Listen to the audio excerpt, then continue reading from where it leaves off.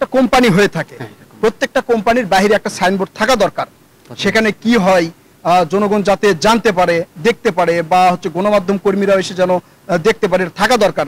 সেটা যে আপনি এখানে দেখছেন না, আসলে বাইরে থেকে এটা বোঝা যাচ্ছে যে এটা আসলে কোম্পানি না অন্য কিছু?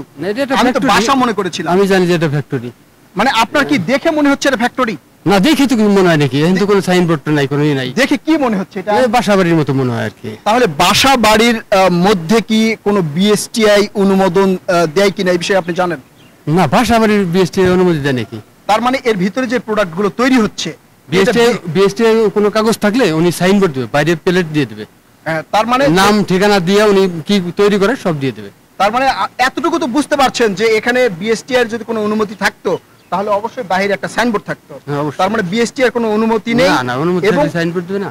আর এটা যে কোন একটা কোম্পানি সেটাও কিন্তু আমরা বুঝতে পারছি না।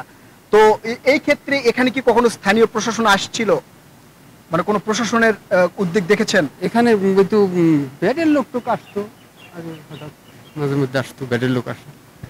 ভ্যাটের লোক আসতো? ভ্যাটের লোক আসার পরে এটার কোনো ব্যবস্থা আপনারা দেখেন না? কোনো, এইভাবেই তো চলে।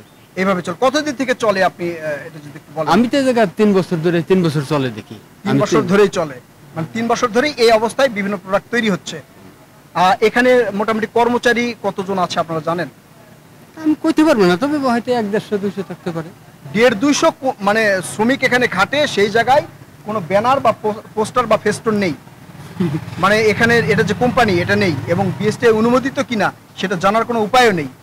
না, কি বাইরে কিছু বোঝা যায় নাকি? এটা ঘরের ভিতরে কি আছে এটা বোঝা যায়? আচ্ছা, এই যে গণমাধ্যম কর্মী এখানে আসছি, ওনারা যে দরজাটা খুলছে না, এটাতে কি প্রমাণ হয়? মানে সাধারণ জনগণের কাছে কি মেসেজ যায়?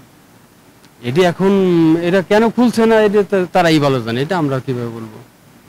আপনি নক করছিলেন? ওনার মালিক কে বলতে পারেন? ওনার মালিকের নাম জানেন? এই সাফায়েত নাকি, সাফায়েত নাম বলে। সাফায়েত? উনি কি এখানে থাকেন? এখানে থাকেন। সাফায়েত এখানে থাকেন? এদিকে। আচ্ছা, ঠিক আছে। প্রিয় দর্শক, আপনারা কিন্তু শুনলেন যে এখানে যারা আছে তারাও জানে না যে এর ভিতরে কি হয়, শুধু জানে যে এটা অনেক দিন থেকে এটা কারখানা হিসেবে ব্যবহার করা হচ্ছে, প্রায় 150 থেকে 200 জন শ্রমিক কাজ করছে।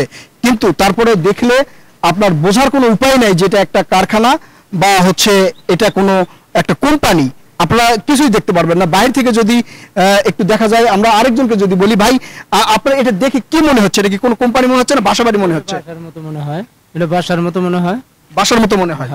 আচ্ছা, এই বাসার মধ্যে যদি ধরেন মোটামুটি 1 থেকে 150 জন লোক থাকে, তাহলে এটা কি মনে বলা যেতে পারে? ভিতরে তো বোঝাই যায় না।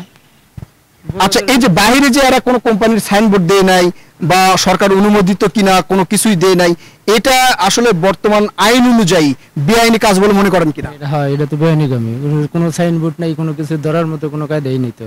তার মানে বোঝার উপায় নেই যে এখানে কি চলছে। হ্যাঁ, ধন্যবাদ। প্রিয় দর্শক, আপনারা কিন্তু শুনছিলেন যে সাধারণ জনগণের মধ্যেও কিন্তু একটা হতাশা রয়েছে যে এখানে কি হচ্ছে।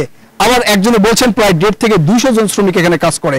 আসলে এটা দেখলে বোঝাই যায় না যে এখানে শ্রমিক কাজ করে কিনা।